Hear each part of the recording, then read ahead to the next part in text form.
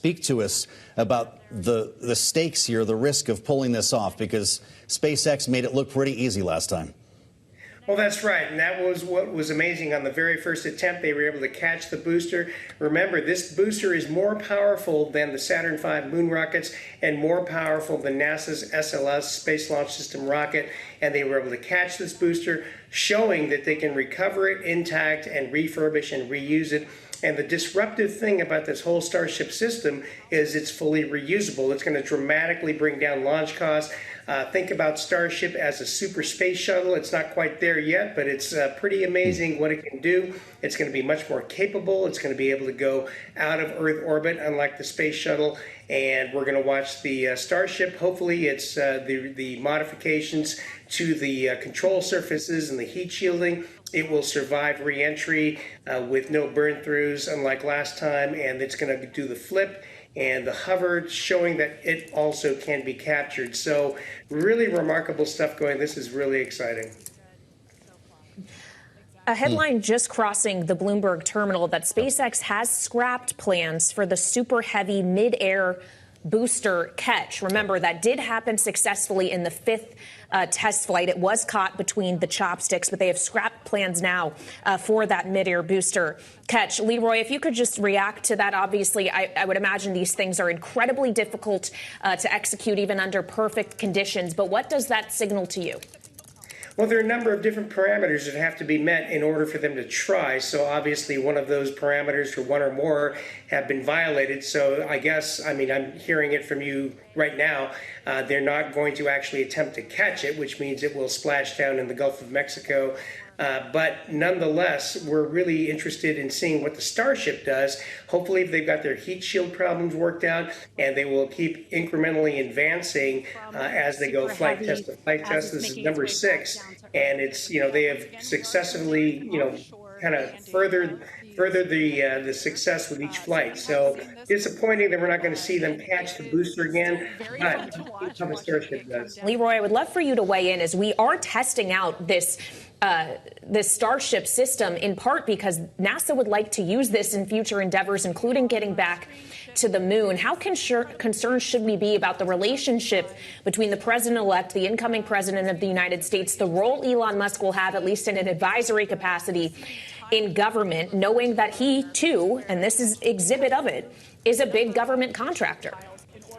Well, sure. And, I should clarify that as far as the government contracts go, as far as Crew Dragon and Falcon 9, those were prepayments made under what was called the CC-DEV program by NASA. And so it really wasn't a contract per se as much as it was prepayments on delivery of sending cargo and now crew to the space station and returning them. And they've been doing that consistently. And so Starship, yes, they do have a contract to help develop based on Starship technology, and so they are intertwined. So there is a question of conflict of interest. How can there not be? And so that would have to be worked out, how all those nuances happen. Leroy Chiao, I wonder your thoughts on the future and the contrast that we're seeing here between SpaceX and Boeing. What is the future of Boeing in space? It's difficult to say. There have been rumors that Boeing is looking to sell their space division. Of course, Boeing makes most of their money on commercial airplanes, and the new CEO seems to be focusing on that, which perhaps is the right thing to do. On the other hand, it's a big blow to Boeing to say, okay, we give up on space and, commercial space, and we're going to cede that to SpaceX. NASA would prefer to have 2 providers to be able to get to the ISS. Right now, SpaceX has been very successful in doing that. Boeing faltered several times, including this last time stranding Butch and Sonny on the ISS until February, when they're going to come down on a SpaceX vehicle. So, things are not great for Boeing. Hopefully they can recover and come back to their engineering roots and make it more about engineering excellence rather than dollars and cents. So, we're hopeful that that's going to happen. But Starship is far and away much more advanced. And the fact that this is, flight test number 6, Even though they didn't catch the booster, like I said, let's see how the Starship does.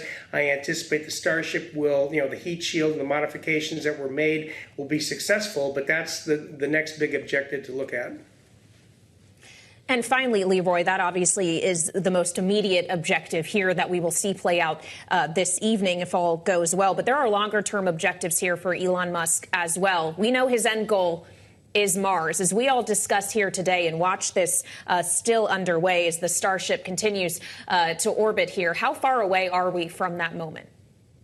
Well, Elon Musk in both SpaceX, Tesla, and other ventures tends to be a little over-optimistic, but I think he does that to drive his teams to work as hard as they can. So even though we may not get to Mars as quickly as he thinks, we will get there. I mean, I think history has shown, don't count him out when he talks about recovering boosters, which all the experts, including me back in the day, didn't think was possible, but now he's doing it on a routine basis. It's pretty incredible. This is history in the making. I mean, this is flight test number 6, which is pretty phenomenal. That flight test number 5 was just about 6 weeks ago. So I expect this pace to continue, break things, fix them, and ultimately this system will be operational. It'll be a big disruptor.